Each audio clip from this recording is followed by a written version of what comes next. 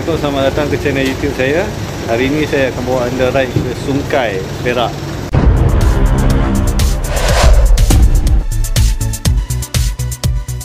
Okay, Assalamualaikum semua. Alhamdulillah ini cuaca okey. Kita pun dah 3 hari sejak.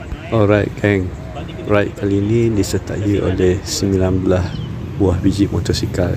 Setelah taklimat dan sedikit bacaan doa, kami bertolak daripada RNR Rawang. Okey, kita layan Highway Plus dan kita akan exit di Behrang.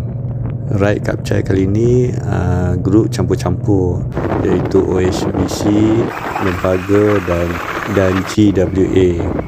Destinasi pertama kami untuk sarapan adalah di restoran Bubur Kampung Cik Noah yang terletak di Kampung Sungai Sekiah. Memang sempoi singgah sarapan di kedai makan Bubur Kampung Cik Noah ni. Kat sini ada mi kari, ada bubur kampung, ada roti bakar dan berbagai lagi lah. Cuma tak ada roti canai saja. Nasi lemak pun ada. Okey, kedai kampung, kita minum kopi kampung, suasana kampung, memang layan habis lah. Tak jauh pun dari KL, boleh datang selalu. Selepas selesai sarapan, kami regroup di Petron untuk isi minyak dan meneruskan perjalanan ke Bukit Selpi. Kami melalui jalan dalam. So apa yang menariknya kalau melalui jalan dalam ni adalah kita dapat menghayati keindahan alam, suasana pagi yang berkabus. Memang layan habis lah. So anda patut cuba.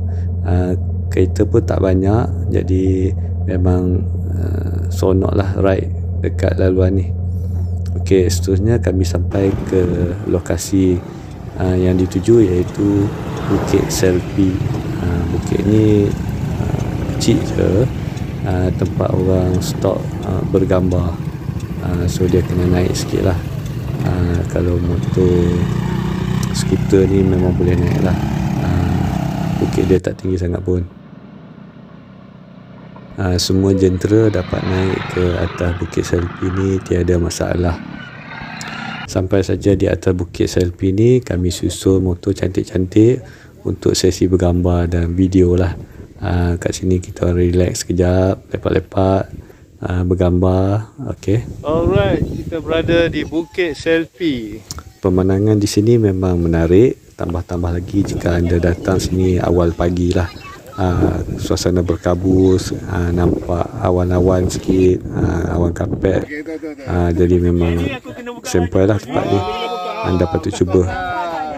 Kami sampai sini pun dah dekat tengah hari, jadi suasana agak panas jugalah. Tapi tak lama pun kami berhenti kat sini. Alright, setelah selesai bergambar, kami meneruskan perjalanan untuk pergi makan tengah hari di Sungkai. Turun daripada bukit ni agak sedikit mencabar lah. Tak boleh terlalu laju, takut tergelongsor. Tapi semuanya tak ada masalah lah. Kami meneruskan perjalanan melalui jalan dalam juga. So kita dapatlah ride dengan tenang dekat jalan dalam ni sebab tak banyak kereta. Okey, akhirnya kami sampai ke restoran Bambu, nasi bambu Sungkai. Restoran nasi bambu ni juga merupakan salah satu spot viral di kalangan rider-rider lah. Geng-geng motor pun rajin juga datang makan tengah hari kat sini. So dia ada banyak menu kat sini. So kita pilih dan bayar saja. Memang banyak lah lauk menu dia. So rasa makanan dan juga harga memang berpatutan lah. So anda boleh cuba. Antara favourite saya kami bakar dia lah. Alright gang, begitulah ride separuh hari kami hari ini.